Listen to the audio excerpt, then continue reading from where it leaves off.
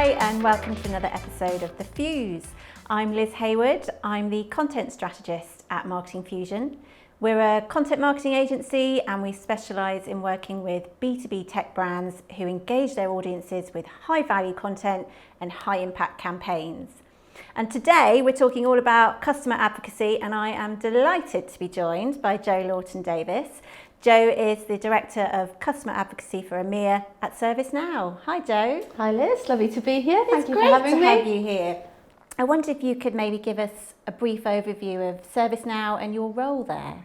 Well, my role at ServiceNow is to look after the EMEA customer advocacy team. So that involves managing all of our one-to-one sales references, creating our customer stories and generating local amplification for those stories. And our customer advocacy program at ServiceNow is value-based. So we always create a win-win for both our customers and for us. I wonder actually if you could outline for us some of the ways in which your customers can engage with advocacy at ServiceNow, maybe some of the strategies that you found to be successful. Okay, there are a large number of ways our advocates can get involved. If you think about starting with one-to-one sales references, where we have an experienced customer who is willing to share their experience, good and bad, with another customer or prospect to help with their decision making. That's often where we start. We also run group reference calls where one experienced customer provides a knowledge share for multiple other customers and prospects. And then often when people get used to that type of activity, they'll move on to telling their story publicly. And their stories can be written, video, animation. Sometimes we create blogs to share those stories.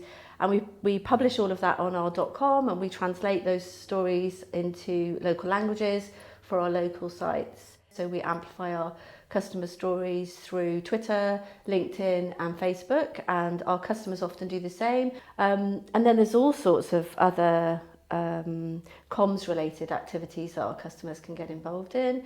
Thought leadership with things like Forbes Brand Voice and Diginomica, and then global publications, CIO.com, and some of our regional publications like The Times. Then there's marketing opportunities, so our customers get involved in our global, so our brand campaigns sometimes, our global integrated campaigns, and also our local marketing campaigns. Customers can get involved with events, so it might be a speaking session on our digital event, or live in-person events like our big knowledge event and local equivalents. Wow, that is a really rich advocacy program for your customers. It's incredible. What a range of opportunities to champion their voice as well as engaging with ServiceNow. That's fantastic. Indeed, it keeps us very busy. I bet it does. So I just wanted to come back to something you said there. You mentioned customer stories, not case studies. I wondered whether that was a deliberate choice of words. It is a deliberate choice of words, and particularly for me and also at ServiceNow, it fits very well. I think traditionally we see case studies as being very data-driven, very statistical, very product-focused. And storytelling for us, and particularly for me, is really important.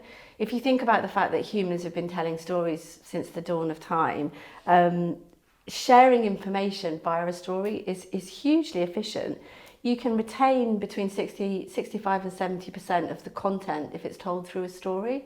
And if you contrast that with very data-driven, very statistical, dry sort of content, the retention rate drops to around 5 to 10%.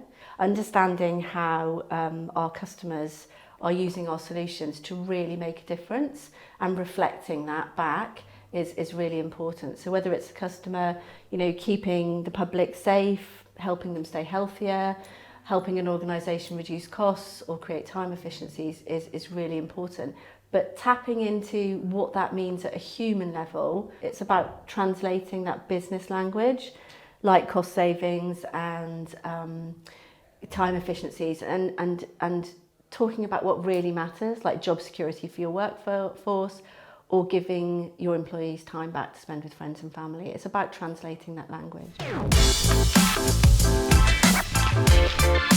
So one thing that keeps coming up for me across my radar at the moment is this concept of customer forums, panels, communities, and whether that's online or face-to-face in the physical environment more and more now.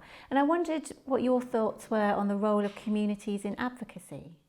I think communities can be really important and play a big part in the context of advocacy, because you've got a lot of subject matter experts which you can surface as part of that community, and if you can encourage those people with personas who like to knowledge share, who like to give back, you should be converting those subject matter experts into advocates, and raising their profile in the process. And it's, again, another win-win. Absolutely, and I guess also maximising those interactions in the communities to create great content as well. Absolutely, it's a good place to search.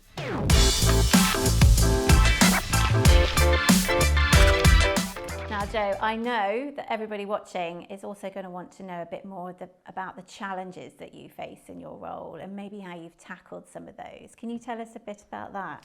Yes, I think probably one of the most interesting challenges we have at the moment is because our advocacy programme is value-based, really researching and understanding our advocacy targets, particularly if they're big brands, is a considerable challenge. And it's all about really understanding what their organisation's drivers are, whether they're financial, reputational, time-based, and understanding what's really important for them. Do they want to be recognised as innovators? Do they want to be recognised as great talent retainers? All of that. So it's really digging in and understanding what's very important to them and reflecting that back in a value proposition. That's incredibly important when you think about our brand campaigns and attracting customers to our brand campaigns, particularly when we are working with organisations whose brands are bigger than ours. So that's a really interesting challenge. It's a very positive experience for us because we get to understand the organisation.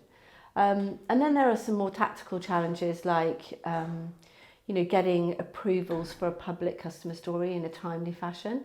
If you can tap into time criticalities for an organisation, that's great. But often we find ourselves frustrated in getting customer stories public with approvals through legal and comms departments. That can be quite frustrating. In advocacy, you are managing these multiple relationships across customers, aren't you? And being really sensitive to their needs, requirements, etc. But also, I imagine, internal stakeholder relationships as well. Yes, we have a huge number of internal stakeholder relationships which we manage through our team. If you think about sort of starting at managing a relationship as high up as the office of the CEO and our regional presidents, so we can support them through earnings process and things like that. Then we have very senior relationships with sales and marketing stakeholders to make sure that we're telling the right stories for them and that we're preparing and providing really powerful references to support them through the sales cycle with executive briefing, sales enablement, etc. And then we have relationships with our local marketing teams to provide input and insert the voice of the customer to the campaigns that they generate, with our corporate marketing campaigns, our global marketing campaigns and our brand campaigns. Then we have relationships with, I'll probably forget someone by the way, we have relationships with all of our comms teams, so global comms teams, local comms teams, our analyst relations teams, the product and solution marketing teams to make sure that we're on brand and we're on message when we tell our stories, and also the partner teams. If there's a partner involved, we have to make sure that we manage the partner part of that piece as well. It's very complicated. I'm sure I've forgotten someone, but there are a lot of stakeholders to manage. Well, finally, Jo, what are your top 3 takeaway tips for a marketer who's maybe embarking on advocacy in their own company? Being completely and utterly customer-centric is absolutely key. Put the customer right at the forefront of everything you do. Think about the benefits that you can bring to the customer, not the other way around. And to also think about the customer experience, so keep their experience at the forefront of your mind. I think the second one is really for us, particularly, is around the value proposition. Genuinely dig in, research and understand how you can bring value to an organisation who wants to get involved with your advocacy programme. And I think the third tip would probably be a little bit more fun. It's around innovation. So, be mindful. Don't get stuck in a rut just creating case studies or even customer stories. Be mindful of what's best practice, what's coming up, what's the next best thing. And if interactive choose your own adventure style videos is the thing that's coming up for everyone, then get involved, embrace it. It's really good fun. Yeah, fantastic. Absolutely. Don't be afraid to try something new. Absolutely. Love that. Well, thank you, Jo. Thank you for joining me on The Fuse. It's been an absolute pleasure to have you with us today. Thank you for inviting me.